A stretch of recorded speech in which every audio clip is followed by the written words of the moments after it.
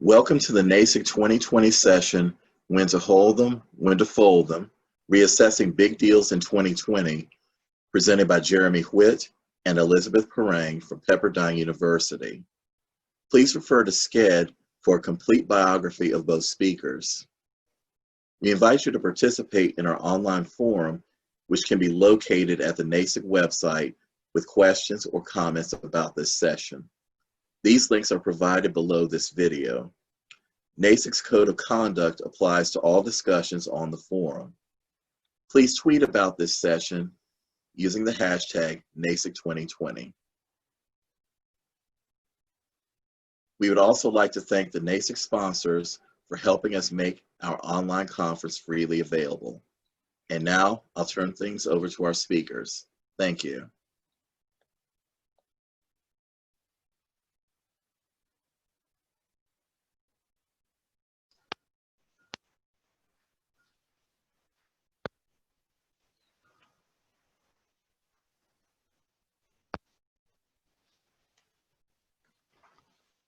During the past 2 years, much of the discussion of the big deal has revolved around potential cancellations. The ACRL Environmental Scan 2019 noted libraries often find the deal locks them into unsustainable price increases and may include paying for packaged content that is of low relevance or quality. As such, many are now weighing the potential costs and opportunities in canceling their big deal subscriptions. We here in California have closely followed the University of California's efforts to establish a transformative contract with Elsevier that ultimately resulted in failure to sign a new multi-year contract. Spark has been tracking the cancellation of big deals since 2009 and has seen momentum grow in the past 2 years. This reporting tends to focus on big university systems, consortia, and other nationwide deals. Less information has been shared as to how smaller, non-R1 institutions are addressing the issue of managing their journal packages. A lot of activity has happened in this area and continues to happen since we proposed this presentation to NASIG. Unbundling has become much more prominent. Libraries are still dealing with big deals, and many are canceling them or unbundling them, opting for smaller packages.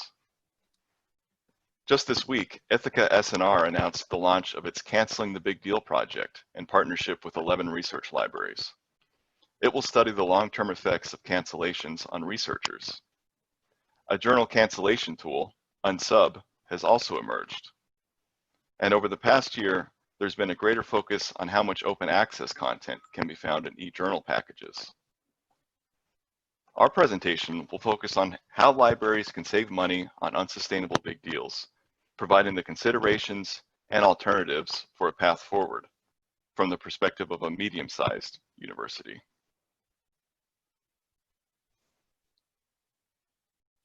Pepperdine is a private, medium-sized university with a total FTE around 6,400, split between an undergraduate liberal arts college and 3 professional graduate schools, plus a law school with its own library. The number of undergrads has remained around 3,000 for the last 20 years. Pepperdine is located in a major metropolitan area, Los Angeles, and the graduate schools offer classes at 5 widespread physical locations as well as online. The majority of graduate students have jobs, and so remote access is important. Graduate courses are offered in business, education, psychology, and public policy, granting appropriate master's degrees plus the DBA, EDD, and PsyD. Pepperdine has a Carnegie classification of doctoral professional university.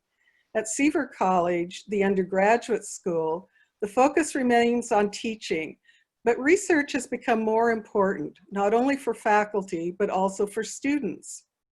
Master's programs in English and history have been dropped, with the resulting cost savings being redirected for honors programs. The undergraduate majors with the top enrollment are business, communication, natural science, especially sports medicine, and students planning to attend medical school. Some programs have additional assessment criteria. Chemistry has the ACS, music, the NASBM, and business, the AACSB.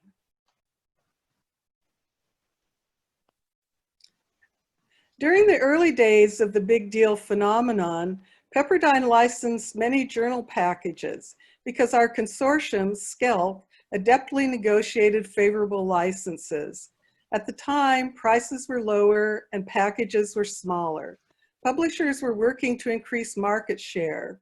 It was a time when you could pay very little more for an entire package than you had been paying for a limited number of print subscriptions.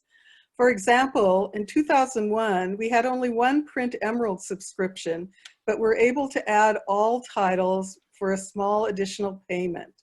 If your library was already spending a lot on subscription, often referred to as subscribed titles, it was not that much more expensive to convert access to online and add all of the other titles in the publisher's package, often referred to as unsubscribed titles. Doing so made journals more accessible and allowed us to add titles that people wanted. In addition to the locations mentioned earlier, Pepperdine had graduate students at remote locations with no library presence in Northern California, Long Beach, Pasadena, Santa Barbara. Pepperdine also has multiple international locations for undergraduate study abroad. Before online access, having multiple graduate campus libraries at Pepperdine resulted in duplication of key publications. With more remote access, the savings from cancellation of duplicate print copies helped pay for the big deals. Some larger publishers offered segments of their published titles to customers in the form of large subject collections. Our Taylor and Francis package is an example of this. We had a faculty member who wanted access to additional expensive journal titles. We found that in addition to converting our print subscriptions to online, we could add an entire journal subject collection for around $10 per title. This is an instance where we were not out looking for a big deal, but we had a star professor who published extensively, request additional access to titles in his specialty, and found the terms for adding that access plus much more were very favorable at the time.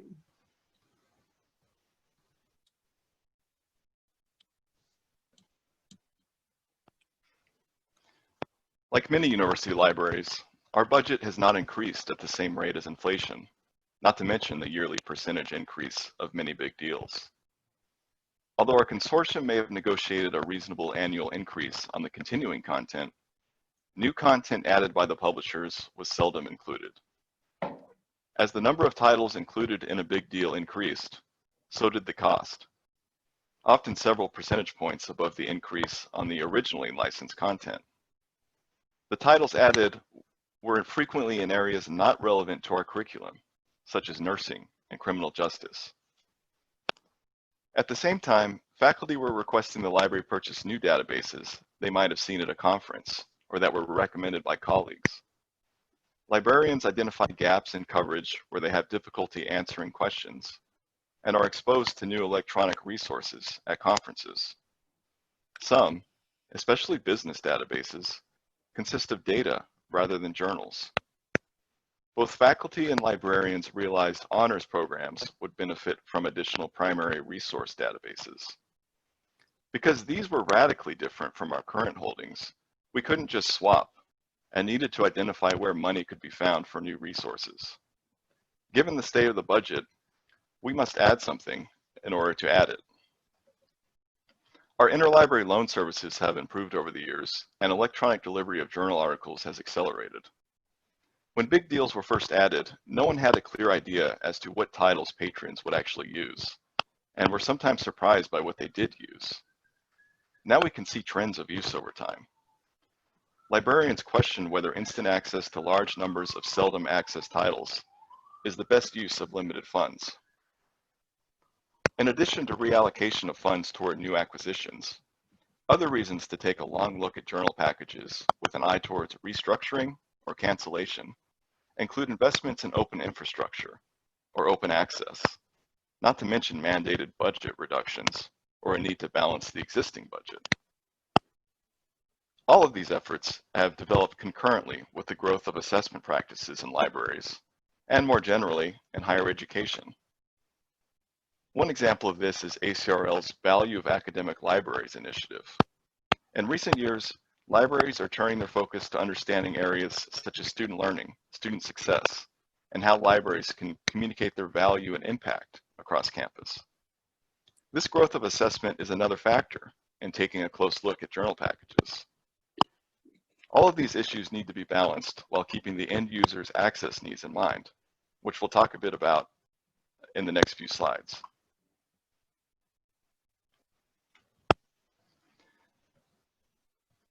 The liaison librarians at Pepperdine meet annually in the spring to discuss the use of current resources and any requests we've received for additional resources over the past year.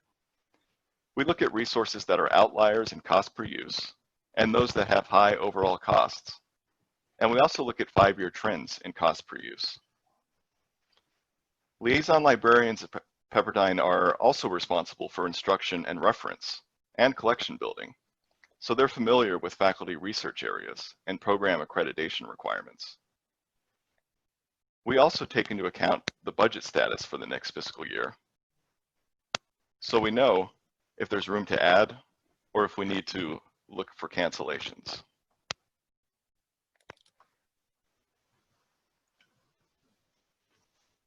In addition to the previously mentioned criteria we use to evaluate electronic resources annually, there are a few more big picture factors we consider when compiling our possible cancellation list. We like to take a step back and look at the historical context and circumstances for a resource. When did we first subscribe, and why did we do that? What has changed about this resource since then? Has the curriculum changed? Has a key faculty member retired or taken a new job? We find that asking these questions can reframe the evaluation process and achieve a more holistic evaluation. In completing our annual review of resources, we also keep an eye on the multi-year licenses and their expiration dates. It's extremely helpful to plan ahead so that you can implement a viable alternative solution when the time comes. Also, on a practical level, it's just good to review your licenses so that you know your timeline for an upcoming cancellation. We also do a deep dive into the usage reports to really understand where the usage lies. What percentage of titles in the package have little or no use? How many titles were downloaded one time per month or less? Do we still need all of these titles? What would a title-by-title subscription scenario look like? Another factor we consider is what has changed about patron needs, article delivery, or our whole database portfolio since first subscribing to a resource. Specifically, we consider whether there are alternative methods of accessing articles that previously were not available when we first initiated a subscription. For us, this could include Rapid ILL, new full-text aggregators, and open access. Finally, we look at the trajectory of the budget. Overall cost per use may be low and suggest we are getting a good deal, but for e-journal packages, we found how important it is to look at the total overall cost, project that out a few years, and evaluate whether funds will be available to sustain these costs and maintain this subscription in the future. Of course, this is really important to do for the multi-year licenses. We found that some of our packages, the overall price exceeds the value of having it, even if the cost per use is still relatively low, say below $5. These are a good value, but high overall costs may exceed the utility of having it. As Rick Anderson noted in 2012, price trumps value.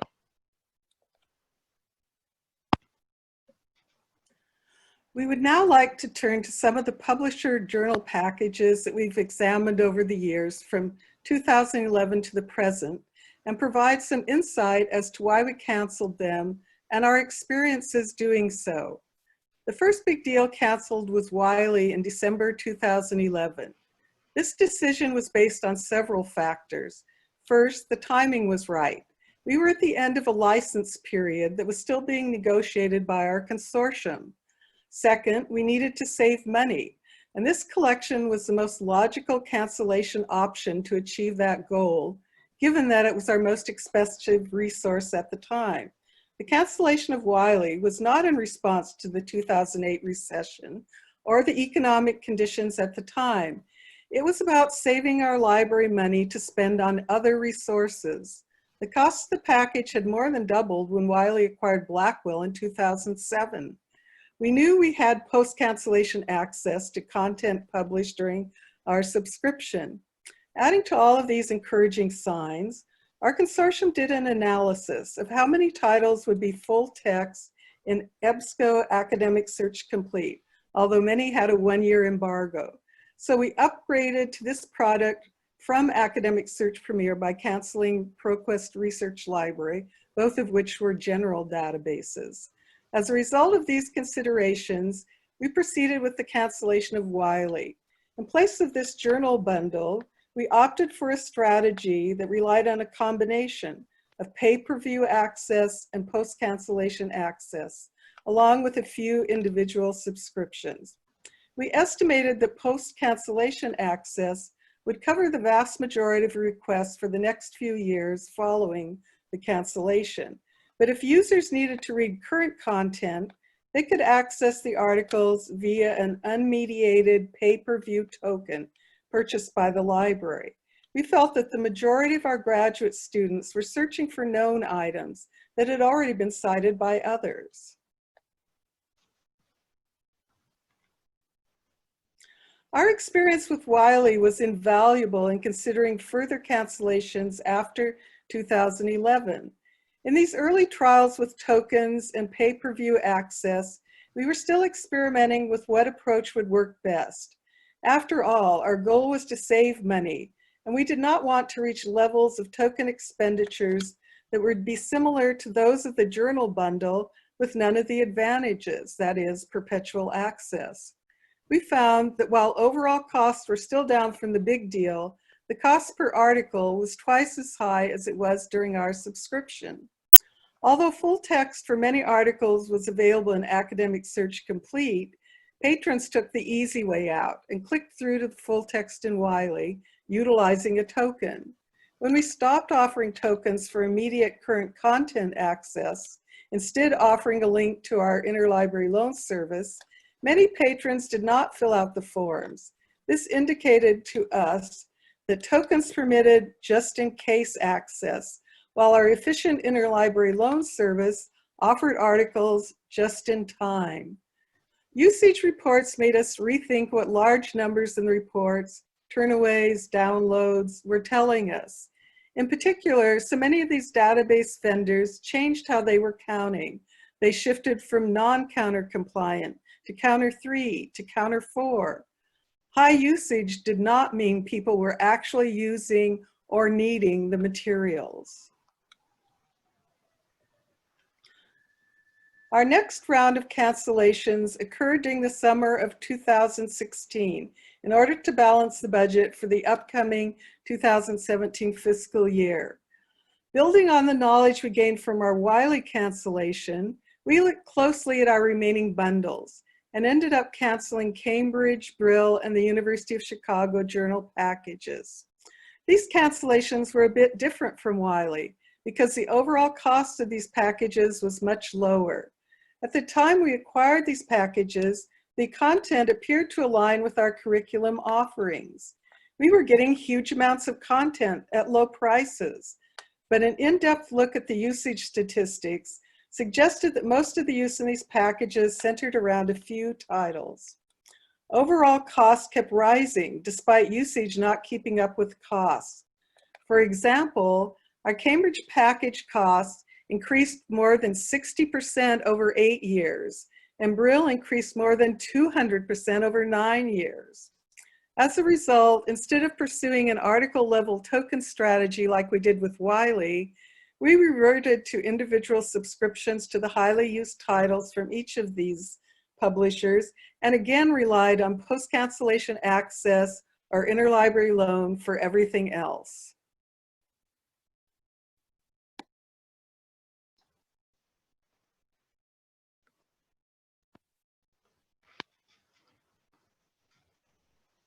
Well, up to now, we've talked about 4 journal packages we've canceled. We also understand that there are other instances with big deals where you run into roadblocks or barriers, and for one reason or another, you're unable to outright cancel them. We've also run into a couple of those, and we'd like to share our experience and approach in handling them. The first of these was the American Chemical Society journal package. There's a perceived accreditation requirement for having these journals, and they're a very important resource for our chemists. Up to now, we've talked about librarian-led cancellation initiatives for each of these journal packages. But occasionally, publishers will approach libraries to offer alternatives and help. That's exactly what happened with the ACS at the end of 2014. And this is a great example of publisher-library cooperation. ACS changed the pricing tiers on their journals, recognized we would be paying a lot more for our access, and made suggestions. With the help of our consortium, we identified a hybrid approach that consisted of a subscription package, including our core journals, plus a number of unmediated tokens that patrons can use to access content outside of that subscription. In the process, we saved a lot of money, and our total access to ACS journals has not changed. Our restructuring with Sage, on the other hand, required us to get creative and approach our consortium with an alternative solution to the big deal. Our Sage subscriptions go back a ways to the earlier days of big deals. Prior to 2007, we had subscriptions to the Sage Communication Journal package, which included backfile access, and selected titles of interest, primarily in psychology. In 2010, Sage Premier was half of today's size, at over 550 titles. Today, Sage Journals has a portfolio that includes more than 1,000 journals. It seemed to us that a journal package that had grown so much so quickly was a prime candidate for extensive analysis and review. We found that cost kept increasing while usage was flat or decreasing, and as a result, cost per use increased each year. Like our situation with Wiley, the cost per use for the package overall was still relatively low, but the ever-increasing overall cost was becoming unsustainable. We compared the cost per title in the Sage package among our other current journal packages at the time, and Sage stood out in this category as well. We then studied the publishing activity of Sage and found that in 4 years, Sage had added over 150 titles to Premier. We studied these titles and concluded that an estimated 55 to 60% of these new titles cover disciplines not relevant to Pepperdine, such as healthcare, medicine, nursing, engineering, and agriculture. With this information in mind, we knew we had an opportunity for change, as well as plenty of time before the renewal. First, we spoke to contacts at the publisher, who suggested there were no viable alternatives. At this time, Sage sold tokens to corporate libraries, but not academic libraries, so the token strategy was out. As a next step, we approached our consortium with a request to look into any alternatives. Initially, we were interested in returning to the subject collections, or possibly adding their humanities and social sciences package, which we thought would cover around 81% of our Premier usage over 3 years. However, we were informed that we would likely pay more for that package alone than we would for Premier due to the consortium discount and nature of bundled pricing. Finally, our consortium went back to Sage, and Sage agreed to offer subject collections at a discount. The next step for us was to analyze the various subject collections and figure out which ones would save us money, yet still provide access to our most needed titles.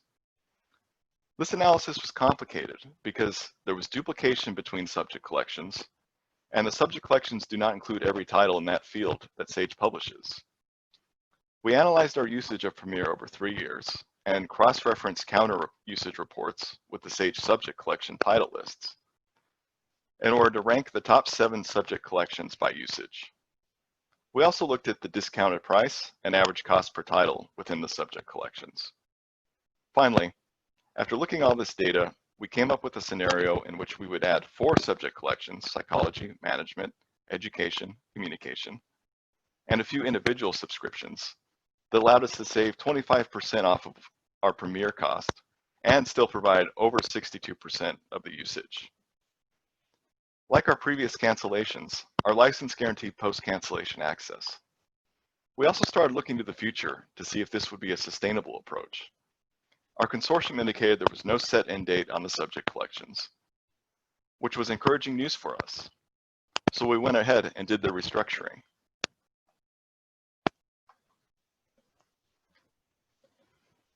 Up to now, we've covered details for each of the publishers' big deals that we've canceled or restructured. We would now like to turn to how patrons are obtaining access now that we've implemented these changes and what the reaction has been on our campus. As we've mentioned throughout this talk, we're relying on a number of article fulfillment systems, and those vary by publisher. Thanks to the licensing efforts of our consortium, post-cancellation access has been the norm for our journal package agreements. It ensures that you do not lose the access to articles that you've paid for over the past several years once you cancel the deal. And it makes it much easier to rely on other delivery systems, such as mediated tokens or interlibrary loan. Second, aggregator databases have a lot of this full text content, and those have also been a key part of our strategy. Even with the presence of embargoes, having access to this content helps offset the reliance on interlibrary loan. Our interlibrary loan service has seen a major upgrade in the recent years, as we're now members of Rapid ILL, and patrons often receive the requested articles in a few hours. We're still using tokens as a part of accessing the ACS content because that strategy is working well. It's cost effective and sustainable for now. We've made the switch to subject collections with Sage, as detailed earlier, to focus on acquiring content in subject areas where it is most needed for our users. Finally, we initiate subscriptions on a title-by-title basis, informed by ILL use and patron requests, in order to make sure we meet the changing needs of our campus. Underpinning all of these efforts is the fact that open access availability continues to grow, and preprints or other open copies of articles can now be easily found using tools such as Google Scholar or Unpaywall.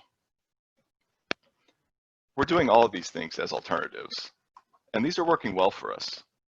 Combining different options in this toolkit of possibilities, we've been able to keep the vast majority of our patrons happy and have received few complaints, saving thousands in the process. And with that, we thank you for watching our presentation, and we hope to connect with you to continue this conversation. Thank you.